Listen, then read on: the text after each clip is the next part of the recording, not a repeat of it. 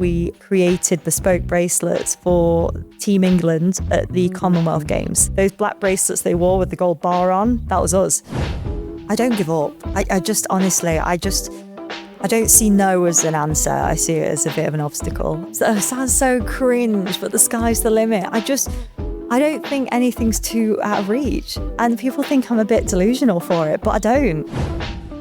We didn't know what we were doing. We just wanted to know what to do. We had no idea where to start. And I really want people to learn from this. If they learn from anything, this was a costly mistake for a business that was 3 months old. Hi, welcome to the Feeding Content Podcast with me, Shaun Taylor, founder of Loft 112. Today I'm joined by Kerry, founder of Letterbox Love, a gifting business that she started with her husband, Liam. Really hope you enjoy the chat and there's plenty of takeaways for you. Big thanks for taking the time on a Sunday as well. And it's Mother's Day as well, so you've probably got other plans maybe. So massive thank you for coming and giving up your Sunday to have a chat with me today. And I'm really excited for this episode because I think your story and what you've done is hopefully going to inspire people, but I think also people will be able to identify with some of the things that we're going to talk about today. Your business, Letterbox Love, you started that brand, around a period in not just your life, but everybody's life, a lot of uncertainty. So just talk me through what was kind of happening with you at that point. So I was working in a job in recruitment of all things, and it was just really quite demanding on me. So I was doing sometimes you do 50, 60 hours a week, and it was my own choice. I just loved to work. But then when the lockdown happened, we were just obviously confined to our houses. And I realised very quickly that I struggled to not have anything to do. I wasn't furloughed. It was so scary. The world just seemed so terrifying. I even wanted to give my postie a hug because I was like, oh, wow, how brave are you to be coming to my door? Like anybody, all these key workers, and I was just in awe of them because at the time we had no idea really what COVID was. So I thought, do you know what? I want to try and provide something that it can connect people in lockdown that doesn't cost, as much of a bunch of flowers. A card doesn't necessarily warrant it because it's just a pick-me-up. So I decided, what if we did bracelets on poem cards and I could start writing these poems, and it would be a really affordable gift. I'd make sure these bracelets weren't under £10. And so people could afford to send them to their loved ones with a little message. And that's how it came about, and started doing it in my spare time and just kind of writing. We had I don't know if you remember, in 2020, we had a really good summer. Yeah, I definitely remember that. It was so good, right? And So I was out in the garden a lot of the time and just kind of writing these poems and stuff. And I just quickly realized that recruitment for me, I was very good at it, but it was quite taxing on me. And I just really lost love for the job, and Letterbox Love just seemed like this. I just loved it. I loved doing it. I love writing. I love seeing people buy these, a product that I'd made. So that's how it came about, really, and it escalated. So where did your experience in writing poems and jewelry come from? Your guess is as good as mine. I have no idea. I was never an A-star student in English or anything like that. I think when I was younger, I always used to love to write stories and poems, and, I was really artistic as a kid, but I never for 1 second, my parents were quite military in their way that they thought, and it was, art is not going to get you anywhere. And they were obviously trying to protect me. And so actually, never in my wildest dreams did I think I'd be doing what I'm doing now. I actually always wanted to be in travel and tourism, which I did. So I wanted to be a flight attendant. And I did it, and it turns out it was not good for my mental health in any way, shape or form. And that's why I stopped doing it. So that was a big contributor to why I started Letterbox Love, because I've always struggled with my mental health. Before it was cool. But it was, I remember thinking, if I can ever get through this, I want to make sure that I can help people. I don't know how I'm going to do that, because I'm not a doctor, I'm not a psychiatrist, but I just want to do something that's going to comfort people, because I know how hard the demons in your head are. I know how horrific that feels. So I wanted to, and that kind of came out in my writing. When I started writing these poems, I realized I was writing about these feelings and people could relate to it. And that's a huge factor to the business. And when you said get through this, I made the assumption that this being COVID. No, it was my head. It was weirdly, COVID was real, so I could deal with it. A lot of the time when you've got anxiety and you've got it's just made up stuff in your head. You're stressing about something that doesn't exist. hasn't happened, but your body feels like it's in fight or flight. And I had no idea what anxiety was, but I realized I was getting this a lot, and panic attacks, and I was getting intrusive thoughts, and I had to have therapy. And the feeling was just, it was just awful. It was just, no one should live like that. But at the time, I didn't know what it was. And it was that when I say get through that, I remember being a teenager and thinking when I had every self-help book, I had everything you can imagine to try and help myself with it. So it was that I was trying to get through. Weirdly, COVID for me, because it was a real situation, could handle it. And then obviously you had this business, or, you know, that you started. Or what was the thing that really kind of ignited that? Is there something you came across where you saw like a gap in the market? Or was it just a case of, you know, you wanted to do something creative and then it just, you know, so happened you're good at it and it just escalated? I did it at the beginning. I kind of spotted a bit of a gap in the market for it, but I've always been quite an ambitious person, and I thought this would always just be a bit of a side hobby. But I knew in the back of my head, if I can make this big time, I'll do it. And I know that I'm not a quitter. So I'd just keep powering through. And that's when Liam came in to help me in the business, because he was in construction. So he did a lot of business improvement on construction sites. He was an ops manager. And because of all the sites shutting down, he had nothing to do. So he was like, I'm going to help you build this website. And that's what he did. So he actually was full-time in it before I was. So he put the website together. He did all the compliance. We sourced a manufacturer together. And he made it so it was operationally sustainable, so we could keep growing rather than just be a small business. So it was that Christmas in 2022 that we realised this business has legs. And I quit my job within 6 weeks. And it was moved house as well. So you quit your job within 6 weeks from what? 6 weeks? Of that Christmas. So okay. When I was 6 months into Letterbox Love, and when we had that Christmas, I was like, yeah, if it doesn't go well, I'll go back to my job, because yeah, I could. So I was going to ask the question about, you know, did you have any uncertainty or were you brave? But I think you probably answered that. Oh, it was terrifying. Absolutely, still is. It doesn't get any less terrifying. In fact, the bigger it grows, the more scary it gets. No, it's just there was a massive uncertainty. We had no idea what we were doing. We'd never done it before. I look back now and I remember, it was so naive of us. We just turned the website on and we thought we'd get sales. That was it. And then I was heartbroken when we had nothing. No sales came in. And I was like, what have we done wrong? We turned the website on. Like, this should be happening.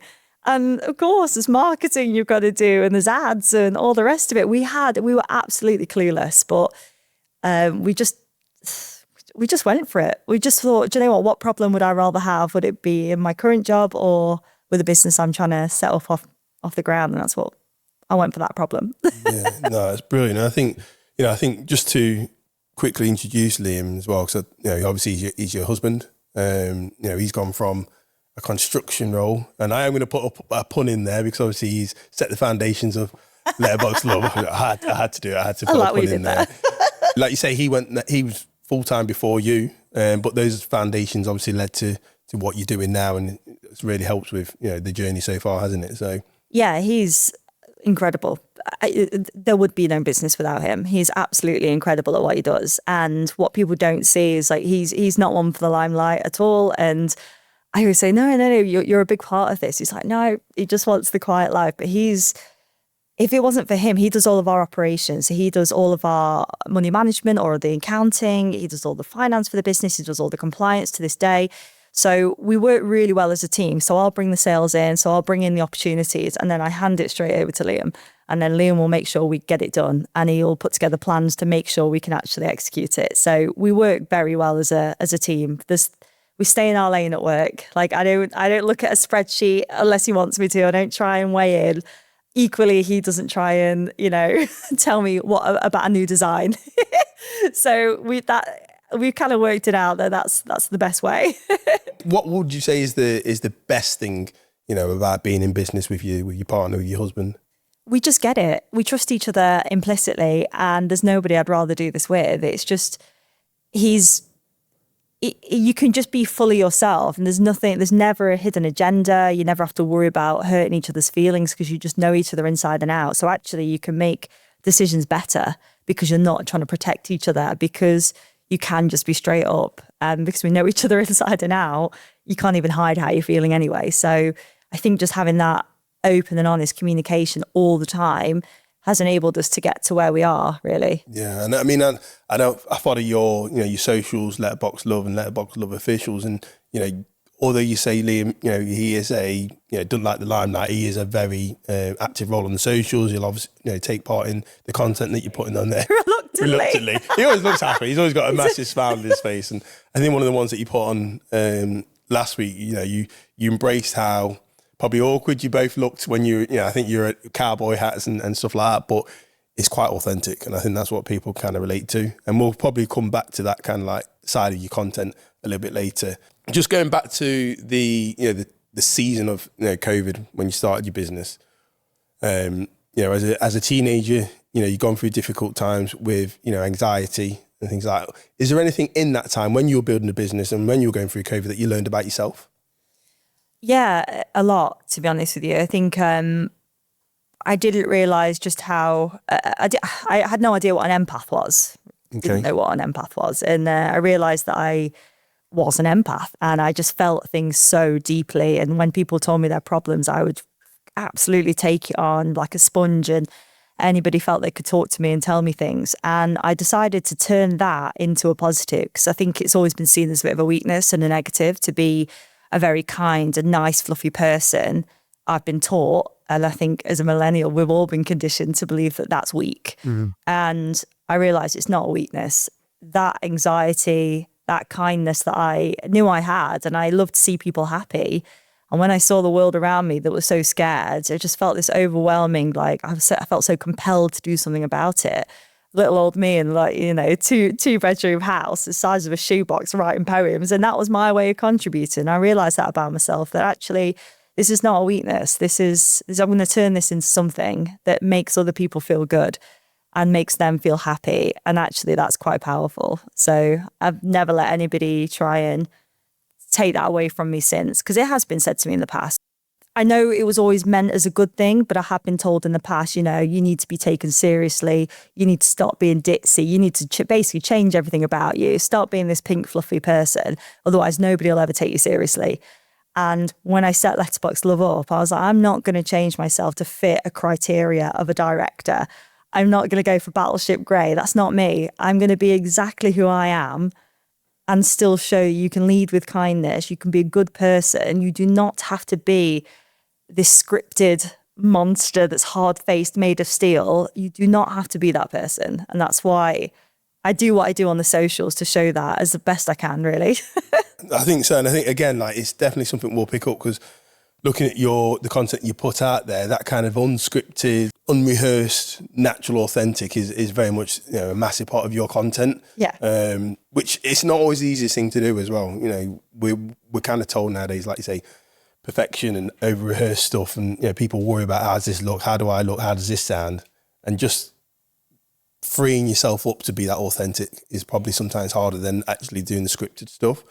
Talk to me about what early success looked like. So I think we've talked about, you've set up your you started being on the creative side, you started creating the jewelry, you started writing the poems. What did the early success look like before even maybe the website was built? Where were the sales coming through? What were people saying about the brand? Did the brand even have an identity or a name at this point? It did. So it was actually Liam that came up with the name Letterbox Love, and we basically started working on a bit of a website. And I remember the early success for me was a bracelet, a poem card that we sold on Etsy.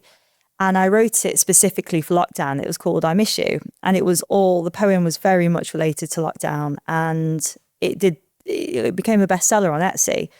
And I just realised that this one product has just changed the game for us. It's just created a business out of nothing. I think I had like 5 products at the time. And it was that ultimately created the opportunity, because we managed to get some sales in from that. And then at Christmas time, we again, it was sold for about a year, but because we did it in 2020, so throughout the whole of 2021 as well, it still did really well. And it was that for me that I realised that, the business had legs. And what year was that? 2020 Christmas? Yeah, so 2020? 2020 to 2021, that's when we realised that there was so much potential in the business. But even, like I said, even at this point, it was still just a bit of a hobby. So when I told my employer that I was quitting to do, they didn't believe me at all. Are you sure, Kerry? I was like, yeah. But no, I'm glad I did it because we won't be here now. And it was terrifying. It was a really, really uncertain time. But what we didn't realise at the time was because we'd moved house at the same time we set the business up. So 2020 was quite obviously terrifying as it was. Plus then We moved house as well. And we moved into, honestly, the house, it was an absolute rat's nest. And I remember thinking, oh, what have we done? What have we done? And we moved in, and obviously your family couldn't help you move in. It was just like you just had to do it on your own. And anyway, we walked into this house and I just looked at Liam. I said, what have we done? Like, we've just moved house. You haven't got a job because you're working on Letterbox Love. I'm also, still working, but also trying to work on Letterbox Love at the time. So we had one income. And our family just thought we were absolutely balmy because we just thought, oh, I don't want to live like this. We just quit the jobs. I don't want to do this anymore. So Liam started working on the house to try and make that livable for us. And I was working on both Letterbox Love and recruitment to try and keep some money coming in. And it was awful. And nobody really saw that side of it because actually before we moved into the house, Letterbox Love started in a caravan on the drive because we wanted to get one of those. We only had a really small house in our first house together. And we wanted to get one of those, these offices you could have in the garden? They became such a trend, didn't they? They're not cheap, are they? No. Really expensive, They were like 10 grand at the time. And we were like, we can't afford that. Like, who could afford that? But everybody was buying them because it was lockdown and people were working from home. So I was like, let's buy a caravan. So we did. This caravan was like £800 off Facebook Market. And it was ace. So we just had that on the driveway. And that ended up being Letterbox Love's office for a few months. That's amazing. Because it's like, again, like you said, you see a lot of people with those really nice kind of wooden, offices and don't see what's happening behind the scenes. And for you to actually go, right, rather than that being we can't afford that, therefore we can't have an office, you just thought, well, the office is just bricks and mortar, or in your terms, it's wheels. Yeah, it's wheels. Yeah. But, it's just a place for you to chase your dream and do what you're doing. So absolutely fantastic. So you're in COVID, you've started a new business. Liam he's not doing his work because construction's come to an end. You've moved house. You're still working as a recruiter. We already know that you're quite brave because you jumped into it anyway. At any point there, did you start to doubt what you was doing? Did you start to think, well, maybe this isn't the right time? Every day. I remember literally every day I'd be laying in the bath and I just thinking, what have we done? I'd just sit there crying. And nobody saw that side of it because we were just... I was so used to being... It sounds quite arrogant now, but in recruitment, I was really good at it. I was very good at it. I was one of the best sellers. I was one of the best recruiters, and therefore I earned well off the back of it. So when you try and leave a job like that to go and do something for yourself, you get humbled very quickly. And I wasn't bringing in anywhere near as much. And honestly, it was just so difficult to transition from that because that did give me an air of confidence doing that job. And I felt I had to put on a facade through social media that my business was doing better. The whole fake it till you make it was absolutely true. And I was making up sales. I was pretending I just had huge orders in. Meanwhile, I was behind the scenes crying behind my screen because none of this was true. And I just felt like an absolute fraud. But I knew that this would get sales in, and it did.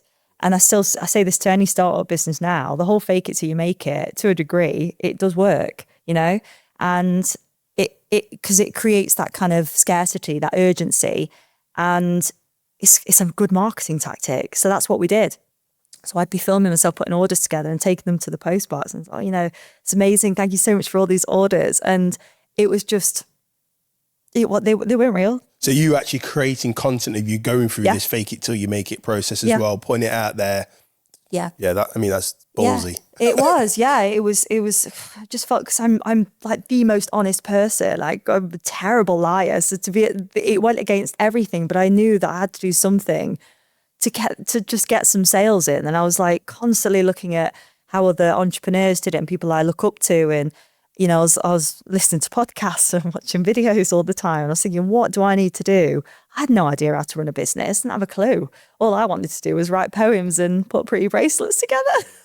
I didn't know about everything else that comes with it. What would you say was the biggest shock or the hardest thing you learned in those early months of starting a business? Marketing. It's all right having a great product, but you've got to get people to see it. And that was the hardest thing, because marketing costs money and it's also a gamble. Business is a gamble. So you don't have the money at the time, but you're going to have to find that money to put it into something that you believe in, that's going to be an avenue to create sales for you. And we had no idea how to market a business. So that was the hardest. The learning curve for the first few months was realizing just how much money you had to put into marketing to generate sales. So there's something people say to me all the time now, and I don't get it. I get a lot of startup businesses. They'll message me on Instagram and they'll say, "Oh, I don't want to go on Etsy. I refuse because the fees are so high." But you don't feel that. Put your item on Etsy. The fees are high, but you're not going to feel that. Like, you don't think about the volume that's going to come in. Would you rather have nothing at all? Because that's what you're going to get. Put your product on there, build it into your margin. So those costs that you come through on Etsy, and put ads on there. So we've done like an Etsy kind of handbook and a guide on there, because we were actually in the top 0.1% of sellers worldwide on Etsy.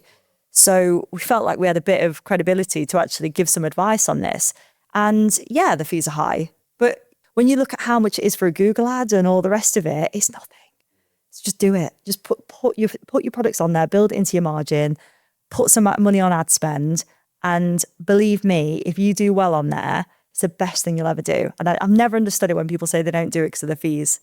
Because you're not paying that up front. No, and I think one of the things that you also hear with businesses, maybe not necessarily businesses that sell a physical product, but businesses that, offer a service, you quite often hear people say, well, and wear it like a badge of honour, which it is a badge of honour because it obviously shows that you're good. But a lot of people say, it's all word of mouth, which is quite hard when you're trying to build a business, because word of mouth will only get you so far. You might be able to sell a product or a service to your friends and your family, but quite quickly that runs out. Obviously you're in recruitment, and I would assume, I could be wrong, that there may be some transferable skills there from recruitment and sales into what you did with your business. But it seems like you were very quick to understand that, I need to pay for advertisement. I need to, get my product seen in the right places.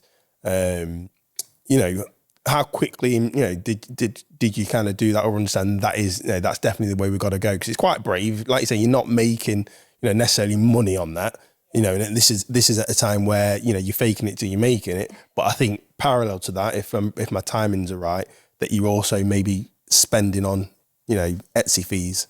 The thing with Liam and me, Liam is the money manager, so he's the purse strings. And the one thing that we kind of push back on a lot of the time, and it's the same in any business, marketing and finance dislike each other because one's trying to spend money, one's trying to save it. And it's what it's like in business. So I was like, no, we've got to do this. We've got to keep pushing forward. So I am the one that's like full steam ahead, whereas Liam's like a filter, right? So we always manage to find a bit of a balance.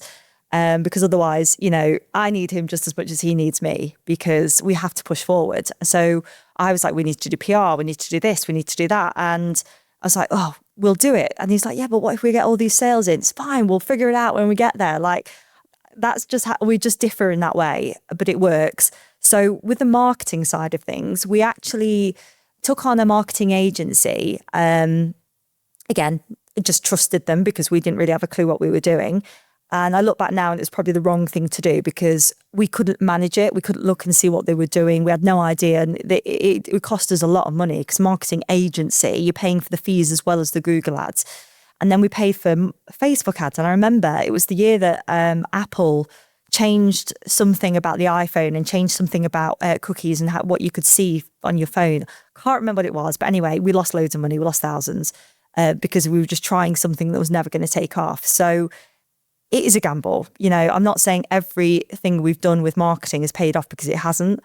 And but then some things we have done have really paid off. Do you know what I mean? It is just one big gambling act. And it's even now, it's just it's hard. It's hard to figure it out. Yeah, that's the thing with just life in general. Yeah. Like you're gonna have failures, and you're gonna probably learn off those. And what would you say from your early marketing experiences? What would you say is the biggest thing that you learned that if you were gonna advise or mentor somebody in business, what kind of knowledge would you pass on to them?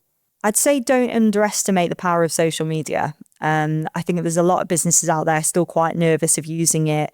And it's okay if you don't want to put your face online, that's fine. I try and think of social media as a shop window. If you've got a gift shop, you'd put everything in that shop window because you want to sell it. But people are so reluctant to use social media because it's almost they're a bit scared of it because they don't understand it. But actually now, it's such a powerful sales tool. It's where you can tell your story. It's where you can show your products off. It's where you can give advice. It's where you can connect with the community. All these things you couldn't do if you were just stood in a shop. You can do it online. So you can have the best of both worlds. So we do a lot on social media, and we're nowhere near as kind of big as, some brands out there, but we have built a community and we have got people that like the story and like us for who we are. And that's where we get it across of who we are as people. And people do buy from people. I think we went back to that kind of word of mouth thing. And that, again, that's that way of doing it. It's to show, we follow Letterbox Love. They do these really funny videos, completely unrelated to the product we sell. But actually it shows us and who we are. People don't like to be sold to. So social media is a way of talking about our brand story, talking about us and how we run our business. And as a result, they kind of get to know our product. And it's a bit of a gentle process. Social media is not just for hardcore selling. And I think if we had our time again, I'd have probably jumped on social media a bit quicker and a bit more, put more into it than I did in the first year. But I think we've still done well from what we've done with it. Predominantly, you're on, I see you on LinkedIn, I see you on Instagram. What other platforms are you on, or are there any platforms that you've got your eye on you think is going to help you kind of push your brand further along? We're on Instagram, we're on TikTok. I tried a bit on YouTube, but again, it's probably naivety. I don't really do a lot on there, but I do think it's a very powerful tool, and I would never say to anybody, I don't it just because I don't understand it. I think if we were to bring in a social media person or an expert to come and help us, it would be a platform that I'd want to push, would be YouTube. And of course, doing things like this, doing podcasts. And that's something I've always wanted to do. So thank you. Yeah, I'm always glad to help. Have you tried Pinterest yet? We did do a bit on Pinterest. We put some ads on there a couple of years ago, and we did get a good amount of referrals from it. The thing is, our business is going to be a bit different because we're gifting, so you're not buying for yourself. A lot of these marketing agencies, when they can help you, they will probably put us into a category of jewelry. I don't class myself as a jewelry business. I class myself as a gifting business. When you try and sell to somebody that wants to gift to somebody else, it's a completely different beast. So when it does come down to ads, and when you look at Pinterest, a lot of the time people are looking for things for themselves or aesthetics. It's very hard to get that ROAS back when you are selling to someone that wants to gift to somebody else. You're thinking about two people, not the one person that's buying for themselves. So it's taken, again, a lot to realize that when you're working with a marketing agent, someone that's going to help you. We are not selling to the person that's viewing. We're trying to sell to somebody that wants to gift. And that is quite difficult to do. So, yeah, you've got to be in a buying mood, but for somebody else, not for yourself.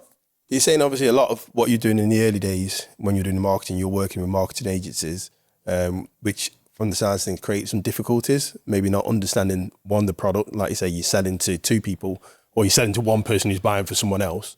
But maybe also difficult because you at that point didn't maybe understand marketing yourself, so you didn't know what they were doing. You couldn't keep an eye on it. Do you still work with a marketing agency, or is it just that you're doing it purely yourself now? So we've got lucky to have a marketing manager that works with Letterbox Love now, and she looks after our social media, Facebook ads, but she also is in communication with our marketing agency as well, who looks after the Google ads.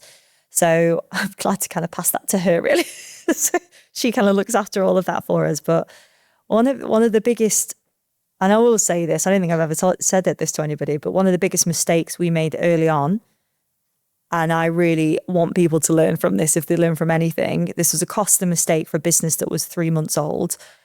We didn't know what we were doing. We just wanted to know what to do. We had no idea where to start. And we decided it would be a good idea to get a business guru, coach or whatever in to come and help us. Doesn't know our business. Doesn't know anything about us. And we paid, I remember it, £1,000 and didn't learn a thing. We could have found all that information on Google. And I think sadly, there's too many of these business gurus around that are quite willing to take advantage of a small business because they might be able to help, but they're charging the earth. The small business doesn't have that kind of disposable income to spend on that information. And it's one of the things that we did early on in Letterbox Love that I do regret massively, because at the time we didn't have that kind of money, but we really thought this one person could come in and wave a magic wand and tell us how to run a business. It's the wrong thing to do. And they couldn't. It's only us, you can do that. Only you can figure out the direction of your business. You won't get it right. In fact, seek out the mistakes, look for them, because as soon as you make those mistakes and they're, small financial risk, that's when you start to grow, because you will not make them again. So that would be the one thing I'd say, because I do see it a lot, and I do see a lot of business gurus that have the same amount of experience as I do on social media and are pinning themselves as I will help you change your business overnight. I can't do that. So how can someone else with the same amount of experience as me, who's run one business? And it just rattles me, because I just think it's unfair. I know how hard it is out there. And when you are desperate, and we were, you will put all your energy and power into that person. They're going to change the business for you, and they can't. You've got to be able to do that. Obviously, it all comes down to yourself. Comes down to Leon. You're still quite new in this. You've only been going maybe 1-2 6 years. Yeah. Other than knowing where your business, where you want to take it, what would you say has been your biggest resource for learning how to run a business? Liam and me will probably differ on this, because he has obviously educates himself in a different way as I do. So mine personally would be through Instagram and watching podcasts and listening to, so I'm a big fan of Grace Beverley and her podcast. She gets a lot of really good guests on there. Is that the Girls in Marketing?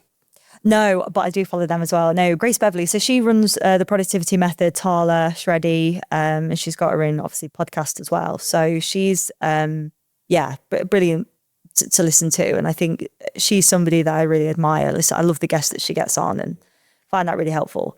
Social media as a whole, Instagram especially, has really helped me, because I've never been scared to ask. If I don't know something, I'll ask someone that does. And I think, again, that takes a lot of bravery to do, because everyone thinks they should know what to do, and you don't know what you're doing. And a business that you're winging it all the time, right? But you rely on other people that maybe have that bit of knowledge, and you can share that, and eventually you'll give that back. We won't be where we were if it wasn't for the help that we've had. And I'm not talking financially, I'm talking the advice that we've had, and people that have come in and gone, do you know what, try this. Or, we've had buyers come in and give us advice on how to put a wholesale, system together.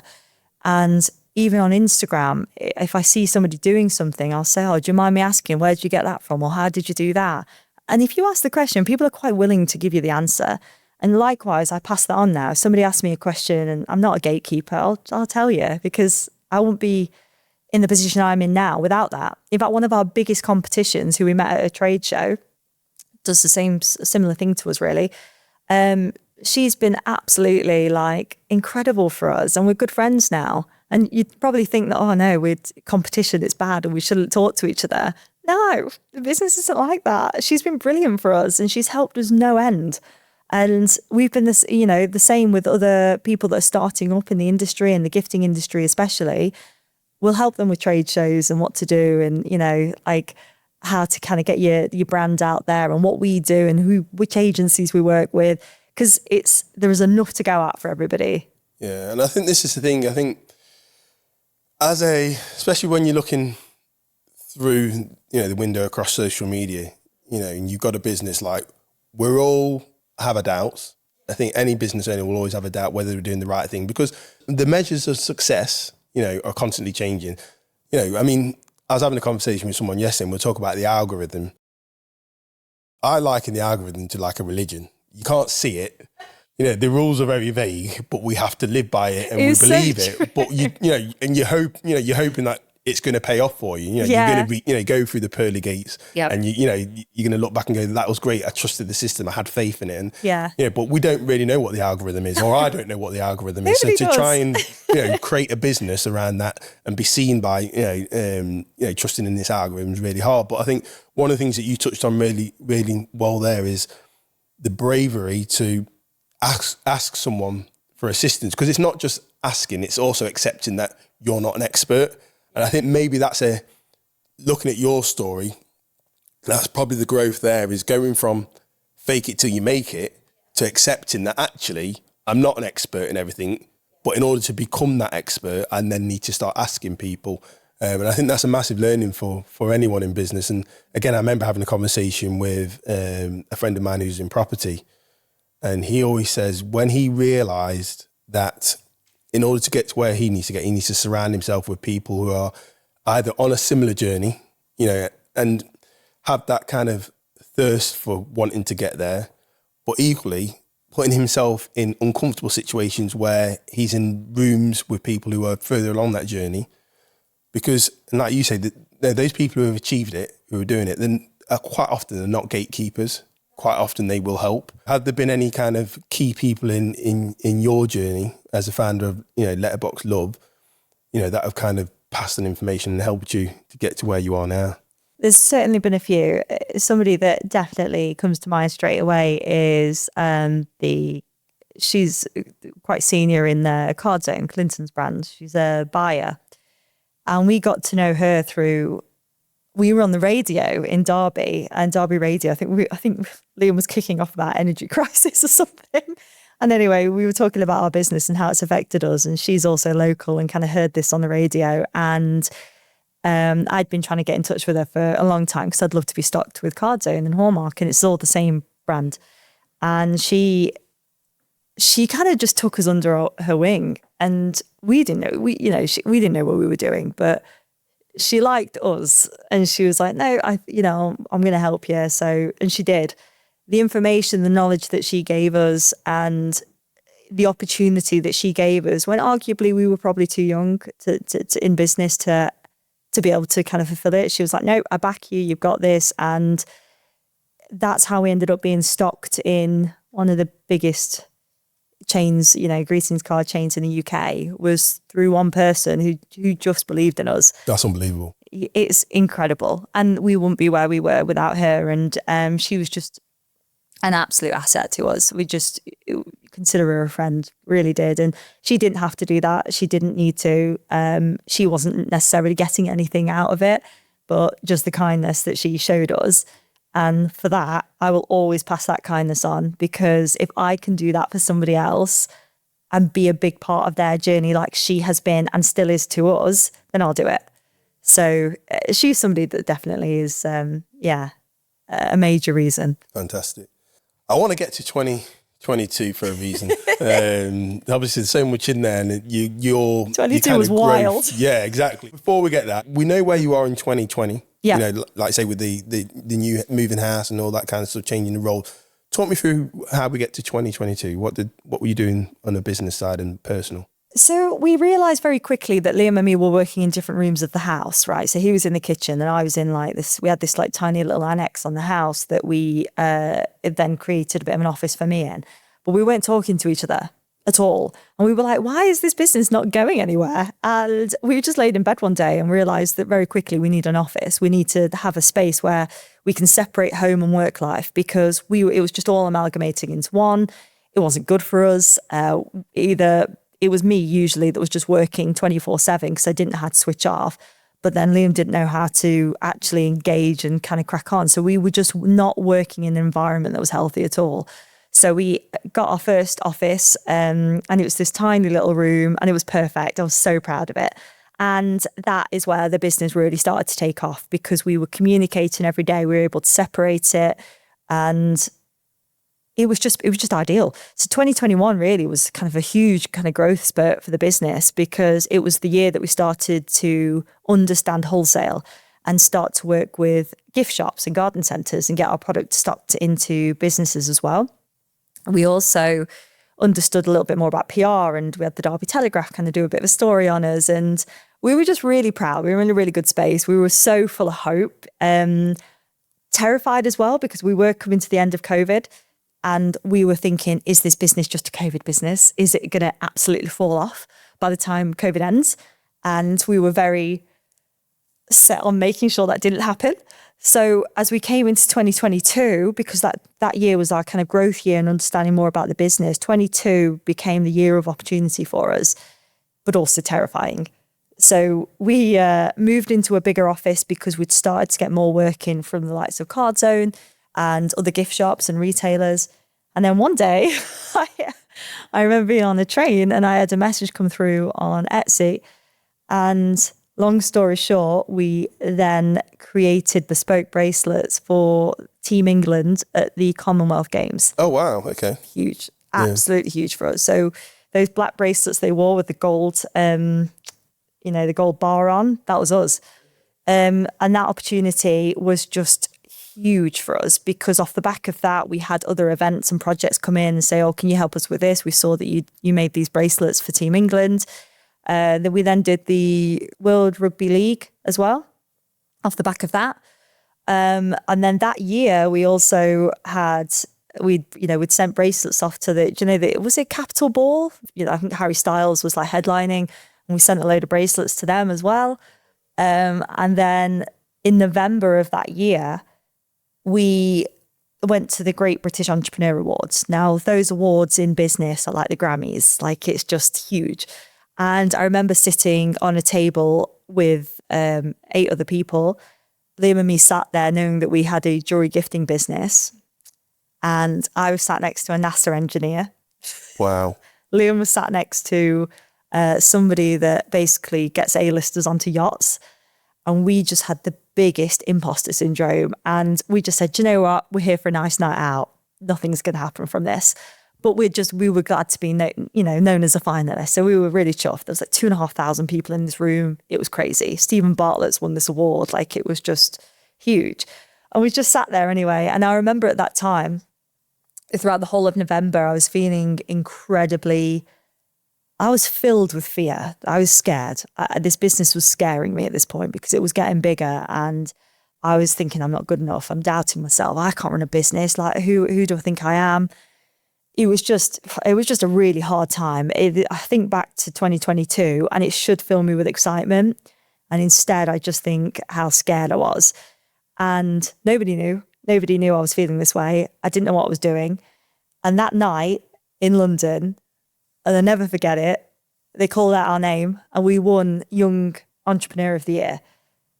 And I just remember ugly crying on stage.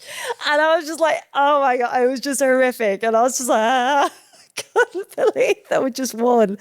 And honestly, it was like a sign from the universe going, get a grip, Kerry. You're better than that. You're going to go far. And that meant more to me than anything we've done, any shops that we've been stocked in. That was the biggest thing for me because it just gave me that bout of hope that I absolutely needed and realized it wasn't imposter syndrome and I actually am doing this.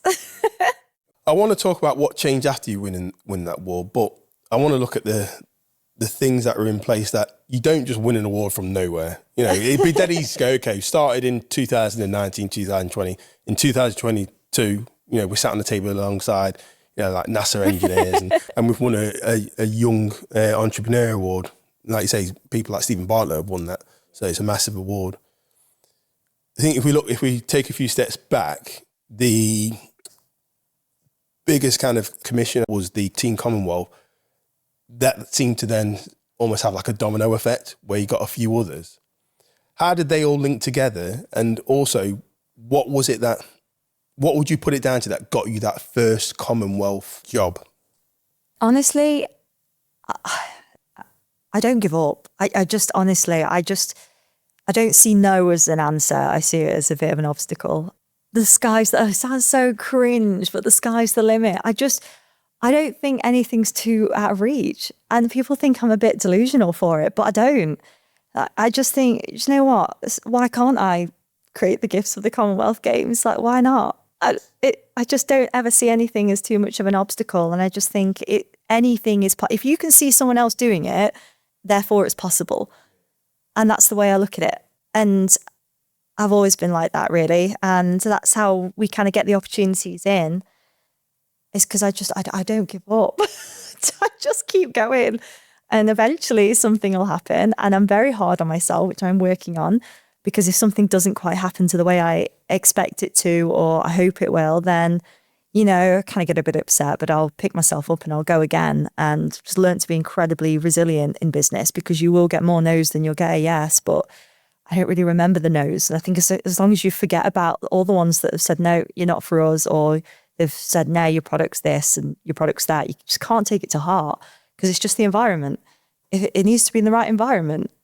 And I think when we spoke before, you were saying, you know, you were at that time, probably more so now, but quite big on manifestation. If we look at it, you know, simply, it's about, you know, for me, setting your day up right. So, you know, not going into starting each day in a negative, and actually looking at what can you control, you know, your mindset first and foremost, which I should imagine is a big thing for you when you suffered with anxiety. So having that kind of, you know, affirmation at the start of the day, this day is going to be positive. But would you put any of this early success down to that manifestation and that positive outlook on life?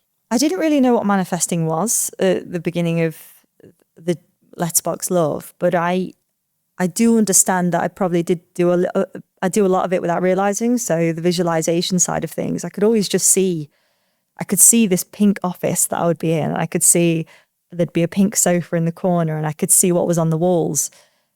And then I realized when we moved into the office that we're in now, this is what I dreamt of. Like, we're here, we've done it. So I didn't actually realize I was doing it. And then I started putting more focus into it, and actually really started to put some work into manifesting. But I realized very quickly I was doing it wrong, because a big part of manifesting is actually gratitude and being very grateful for what you've got in this day and age, and, you know, in the present. And I kind of was concentrating so much on the future, and I really wanted this to happen, that actually ended up putting more pressure on myself to make that happen. And as soon as I pulled back, and I said to myself, coming into 2026, I'm just going to take every day as it comes. I'm not going to hope for anything new, because actually the amount of external factors that are affecting businesses in the UK in the last 18 months, I don't even think it's in my control anymore. So I'm just going to wait and see what is in store for us. And I've never done that. And actually doing that's been the best thing I've done, because the things that I have been working on are finally kind of coming to fruition. And it is incredible for us. There's things that are happening now that I could only have dreamt of. They're big. It's big there. Obviously, I can't say what's happening this year, but it's something I've been working on for years, and it's a huge opportunity for us. But I was trying to kind of protect myself by, if I manifest this and it doesn't happen, I'm just going to be upset. But actually, it's probably not your doing.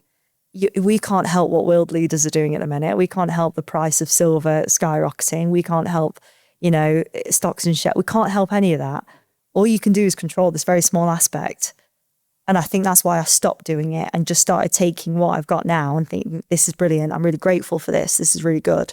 For business owners, it's so easy, because obviously there's a livelihood normally on it. So we always tend to look towards the future. What's it going to look like next week, month, year? Living in the present is the hardest thing to do.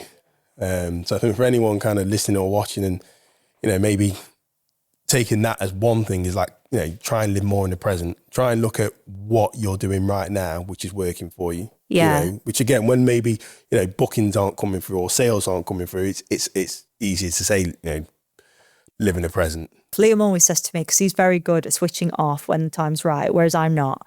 I'm like, oh my God, I'm rocking back and forth thinking about what has happened or what's going to happen. So I do need to listen to my own advice as well. But yeah, we should start doing that more. And when you won the Young Entrepreneur Award, did that add any extra pressures onto yourself? Whether that be you adding pressures onto you, or, you know, people looking at the Letterbox Love and yourself and Liam?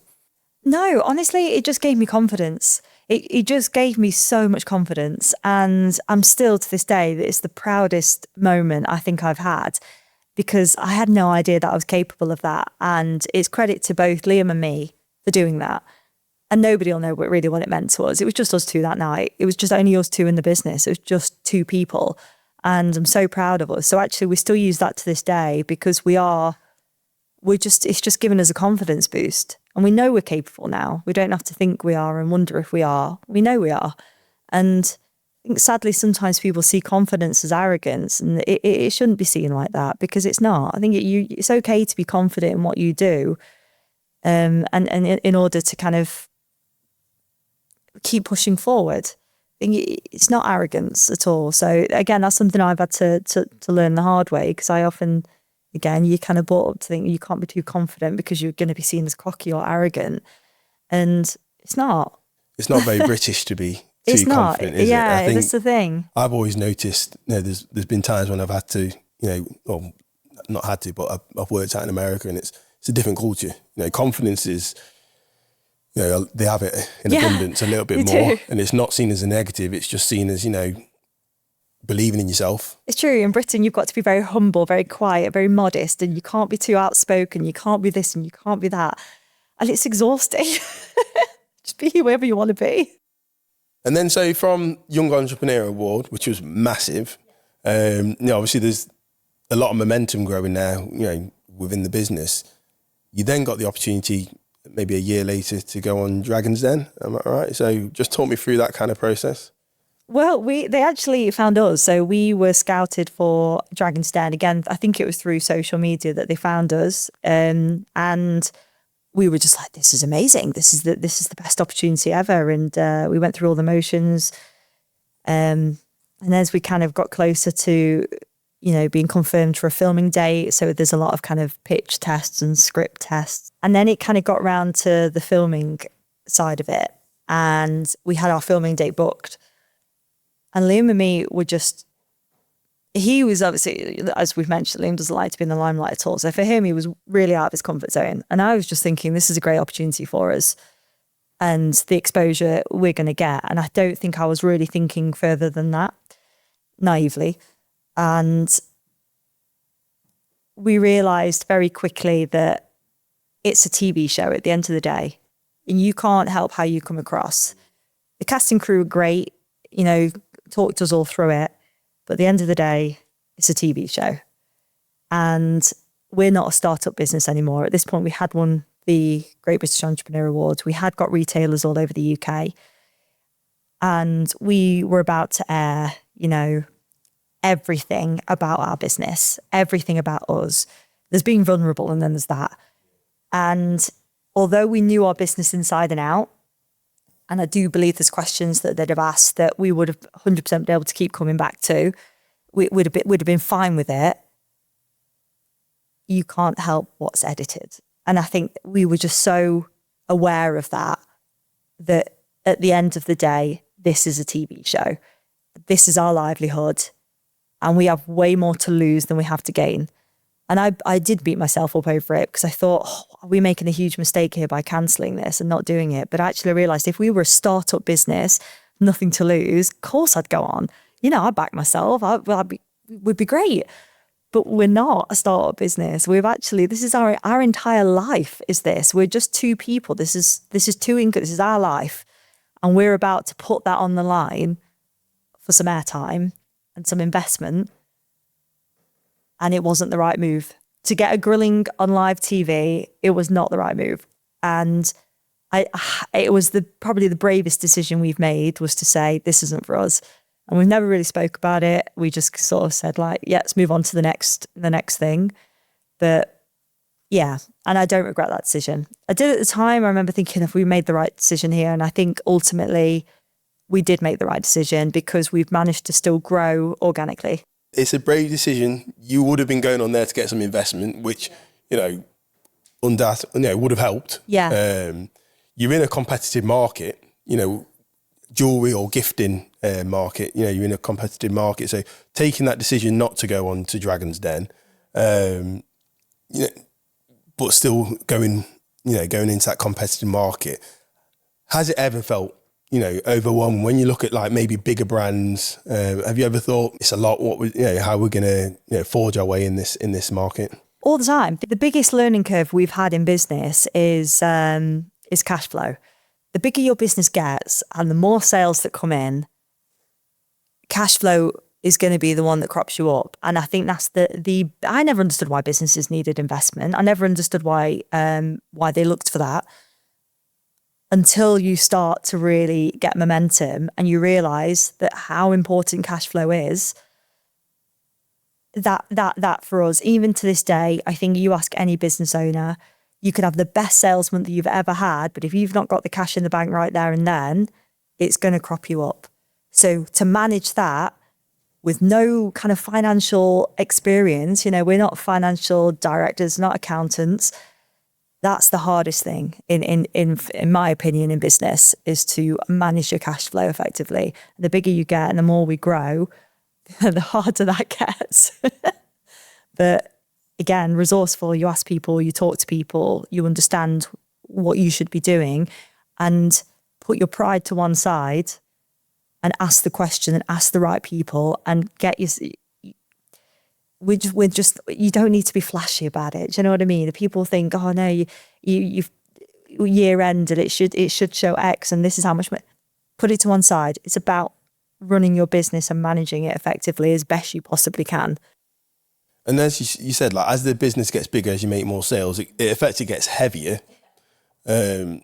What things have you put in place to make sure that you can handle that? Or, are there any struggles that you sometimes think, it is a bit too big? Or, are the systems that you put in place and go, okay, we are able to take on this growth, we're able to, to shoulder it? Do you know what the biggest help's been? And I actually don't know how we did without it, is AI. It's helped us massively. As two business owners that did not know, or, basically we did everything through spreadsheets. This is more Liam's bag than it is mine. So we did everything through a spreadsheet, and obviously we've got our accountants that, do help us out as well. But honestly, AI has helped us massively in terms of learning and asking the right questions and being able to prompt AI. I think if you're a business owner and you're not using it, you need to start using it, because it's going to be your greatest asset. At the end of the day, it's a supercomputer. There's nothing it can't tell you and help you with and educate you with. And that has really enabled us to help us, because it's helped us forecast, it's helped us demand plan. It's allowed us to see into the future and therefore prepare for that. Do you know what I mean? Especially on the cash flow side of things. So we've been able to talk about, we obviously have conversations with AI. We use it every single day in every department of the business. It's like you biggest member of staff now, isn't it? Yeah, AI, it's huge. There's two who run in the business. I know there's more involved in the business, and we'll probably talk about that. But there's only so much you can, So you're probably more of the marketing, and Liam's probably more of the finance. But that's your expertise, which it wasn't expertise even when you started, but you've learned it. But there's so many other aspects to business that then you have to rely on maybe AI to kind of support you on that. 100%, yeah, because there's people just think you know exactly what to do and you know all the compliance. You don't know you don't know anything. You don't know. But actually, you've got this thing now that can advise you to make sure you are compliant, to make sure that you are assessing every risk that comes through.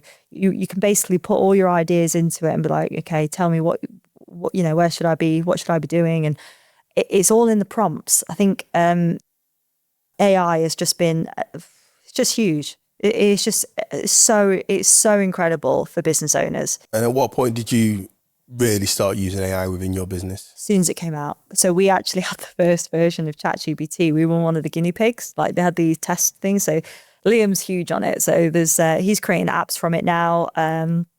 We, for example, were quoted, I think it was £20,000 for a stock management kind of system, for a dashboard for Letterbox Love. And Liam created one within a week through AI. No software skills whatsoever. But he's learned about it. He's kind of watched, a lot of tutorials, and he knows which platforms are the best to use to create apps.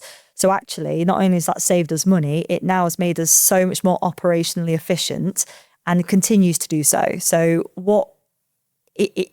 anything that new that kind of comes out, Liam's straight on it. And again, I can't quote the person, I can't remember who it was, but I remember watching some on social media where they're talking about, there's somebody out there now who is going to build a very successful business, to the scale of, let's say, an Amazon or Apple, and it's going to be purely done by AI. Yeah. And like you say, it's understanding the prompts, the commands, and also, and I think this is where it can get a little bit scary, it needs to understand yourself and also your brand. It's not, you can't just switch it on, it knows it. You have to give it that information. So you have to feed it a lot, but you also have to know that yourself. You need to know what your vision is. You need to know what your brand is, who your targeted audience is, and then you give that information to AI, and then it will help you in other areas.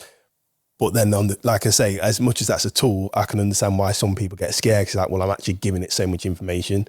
What's going to happen in the future? And I think that's where some people maybe sit on the fence or don't use it. Maybe, I don't know, but there's a lot of people that don't use it. There's a lot of people frightened of it. But I just personally see it's like when the internet came out and people, no, I'm not using it, but it's everywhere now. You have to use it and I just think embrace it. Yeah, it's not going anywhere. It's not going anywhere. Yeah, I mean, I use it similar to you. Like, I have conversations with it, so I've got a therapist on there, got a doctor on there. So the brand's growing. It started as a COVID business, grew from your house, grew into a Caravan, to then a small office, and obviously you're out of that office now. You've managed to create an office that you'd probably envisioned. How do you protect the heart of the brand as this business continues to grow? The heart of the brand for me is the poems, and it's the love that goes into them. And again, we just spoke about AI. There's one thing I won't do, and that's start getting AI to write the poems for me. It's got to come from me, has to. You can always use AI to give you support and make sure it flows better and make sure the punctuate, that's fine. But for me personally, it's those poems are inspired by the people around us, and that for me is the true heart of Letterbox Love, and I'll always be writing them. I can't see myself bringing somebody else in to do that for me. People just assume that, I write a poem, stick it out there and hope for the best. We don't. We have a team of us that we have a big screen and we go through all of the designs and all the new poems and we sign them off together and make sure we're all happy and who's our audience for this and is this actually going to make somebody feel better? And that for me is the heart of the business, and it always will be. Before we go into the content side, I really want to kind of talk about what your team looks like now. It's not just yourself and Liam, so just explain how that is now. So we've always kept our team quite small. Again, we don't know if, taking on people at the moment is really difficult to do for businesses. So we do outsource a lot of work, but actually our main core team is we've got Emily, we've got my mom, Liam and me. So there's just 4 of us. And I think people assume we're a lot bigger, but again, we're just very resourceful. They play a massive part in your content. I've even seen, your dogs on there as well, which I think is a really nice touch. But that is like you said earlier, people buy from people. Yeah. And I think that's part of your brand, is to be authentic and to be, showing yourself on there. What's a typical day look like in your kind of office with, the people that you got involved in the dogs? So, every day is different. So my mom will purely do fulfillment. So she'll pack everybody's orders up and she does a lot of the trade side of things. So any trade order that goes out the door, my mom's packed it. Then you've got Emily, who does all of our design work. So I write the poems, she does all the design works for them, and she does all the graphics and any kind of graphic design within the business. And so I will do sales. I'll kind of float around the business, doing fulfillment as well, helping out my mum wherever I can, weighing in on any design work, and ultimately improving the business, adding listings. So there's just, every day is so different. Liam is always, bless him, got his head in a spreadsheet. He's doing either cash flow, he's either trying to improve like business improvements. He's creating apps all the time for us. He's improving our dashboard. Again, making sure we're very compliant and operationally quite sustainable. So I think people think that we always do content every day, and we don't. I have to basically beg Liam to do it. He's got to be in a good mood because he's the one that's usually like, Kerry, I'm in the middle of doing, VAT return or whatever. And I'm like, yeah, but TikTok. So I'm really not paying myself in a great light here, am I? But no. So I'm like, no, it's important. We've got to do this. So usually we'll schedule a bit of time. So I'll message the team the night before and be like, right, guys, can we do like an hour tomorrow? Just do a bit of content and everyone knows it's coming, so it's okay. But yeah, I kind of just find myself filming different bits and then I end up kind of putting it together. But yeah, honestly, everyone thinks that we've kind of got like content pillars and we're really strategic. just wing it. Yeah. To be fair, I actually thought you did do it every day, which is good because it just shows how organic it is. It doesn't ever feel like it's overly structured. It'd be really easy to show your product. It'd be really easy to show the jewellery and the poems, but you're showing more of your culture, which I think is fantastic, and it's something that I think people really kind of buy into. They follow your channels, they follow your Instagram, TikTok. What role do you think content's going to play in the growth of your brand? I think it gives your brand a bit of credibility.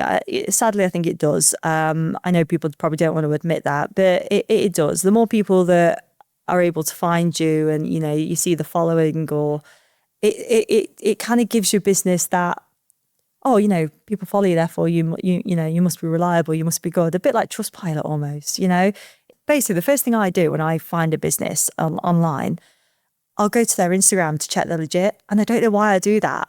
But it's almost like if I can see they're active on social media, I know that they're a legit business. And if I'm like that, I feel like other people are probably like that as well.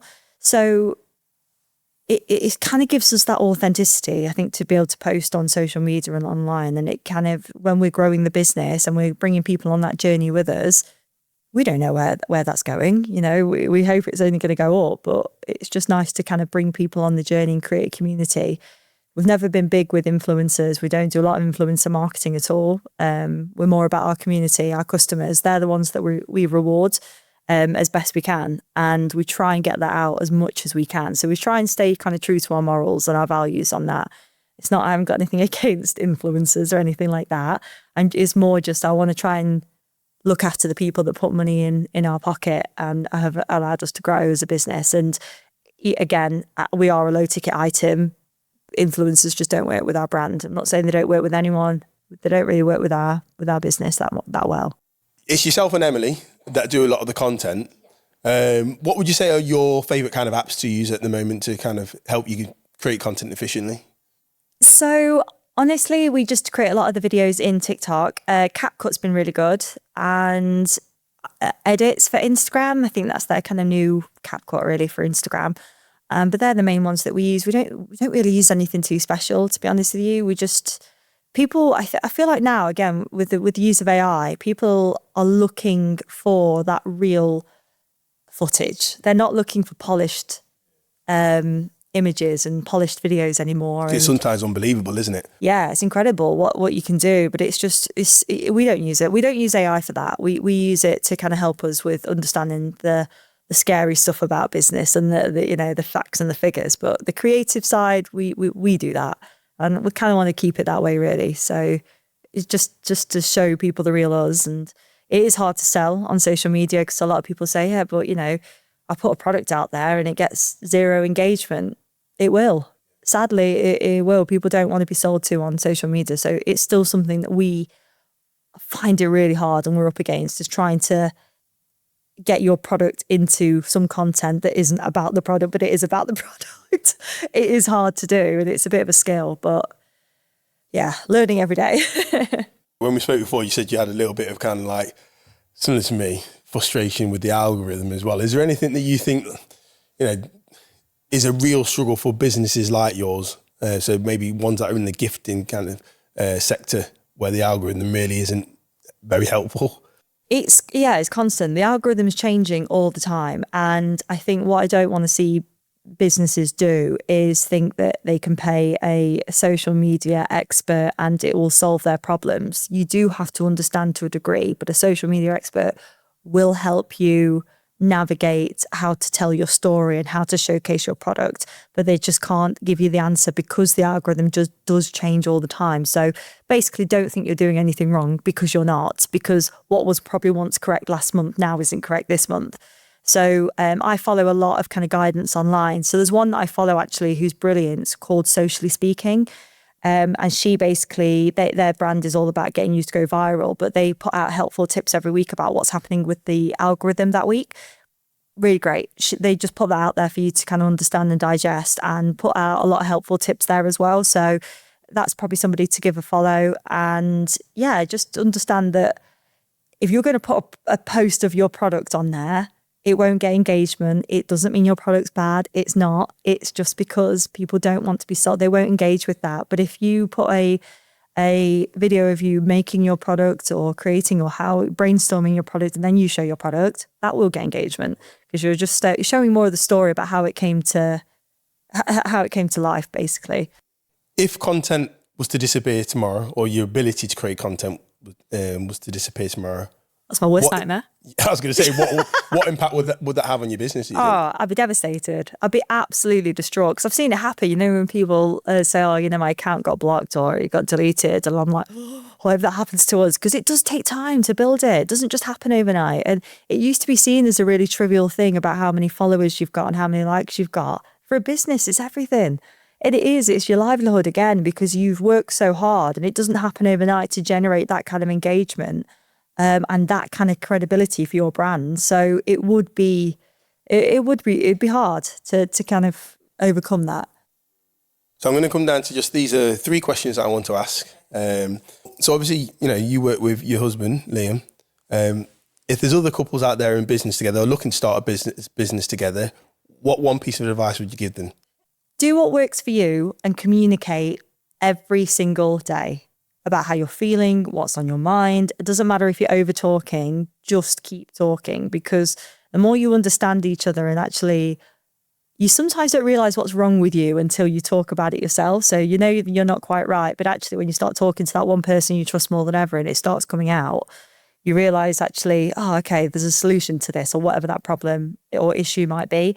So the easy thing for me to say is, switch off when you go home, right? As soon as you go home, don't talk about work. It doesn't work like that. You're a business. It's your livelihood. You're going to talk about it at home, and that's okay. So just respect each other's boundaries. We work very differently. There's things that I know for a fact. If Liam's on holiday, he's got a beer in his hand, he's not going to want me talking about cash flow, right? All right, rein it in, Kerry. We're not talking about it today.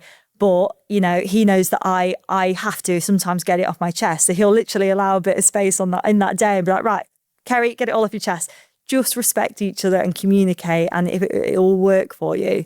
Just people will say, don't talk about this, don't do that. That doesn't work for everybody. Just talk to each other. If you were to start your business again, is there anything that you do differently? Honestly, no. No, because we've learned a pace that's worked for us, and I'm really proud of where we are now. And yeah, it'd be easy for me to kind of give some, you know, to think about that kind of business coach that we had and we spent all that money. But again, it was something we learned, and the mistakes that we've made have enabled us to get to where we are now. So without those mistakes, I don't know where we'd be. So I think it's important to make mistakes and to seek them out very quickly and early so you don't make them again when it could be catastrophic. I think that's it, isn't it? It's the learning. You know, and not feeling that when you fail that's it, and burying your head in the sand and go, well, you know, that failure means I'm a failure. It's no, actually that failure is something to learn from, and you know, you'll go again and you'll improve that next time. The last question. So right now, where you are with your business, in the season of your business, what does feeding content actually mean to you? I think when I can completely appreciate and if something resonates with me, that's when content for me is quite powerful. And I've seen it a few times. You know, when you ask yourself a question in your head, or you ask ChatGPT or whatever you ask, and all of a sudden somebody's answering that question on your screen, and you're like, wow, that's kind of talking, right? That's talking to me. That content's really powerful. Not generic trend stuff, not kind of jumping on something, just something that actually really speaks to your audience. And I think that's quite a skill in itself, is nailing down who your audience is and being able to talk to them as if you're part of their world, you're part of their day to day. Yeah, I think that's massive. I think that's how brands kind of stand out in crowded markets, isn't it? Understanding who your audience is. Yeah. There's so many people out there, and I think you said there's enough business out there, you know, generally for people, but you know, who might buy one product, you know, someone else wouldn't buy it. So it's understanding who your market is, who your audience is, and trying to create content that's gonna, you know, help them either solve the problem, make them feel better, entertain them. I want to say again, massive thank you for taking the time today to come and speak to me. Really enjoyed it. Been really good understanding, you know, how you've kind of navigated your way through, you know, a lockdown project into a thriving business in the gifting sector. Really excited to see what this year brings for you. I know there's obviously things in the pipeline that you can't talk about, and I'd love the opportunity to maybe have yourself or Liam after the summer's been, and maybe that's some of the stuff we can kind of talk about and see how that's working for you if you're up for that. Yeah, that'd be fantastic. Yeah, spot on. Thank you. Thank you for having me. Thank you. Really hope you enjoyed this episode of Feeding Content Podcast. If you did, make sure to like, follow, subscribe, all that kind of stuff, and we'll see you next month.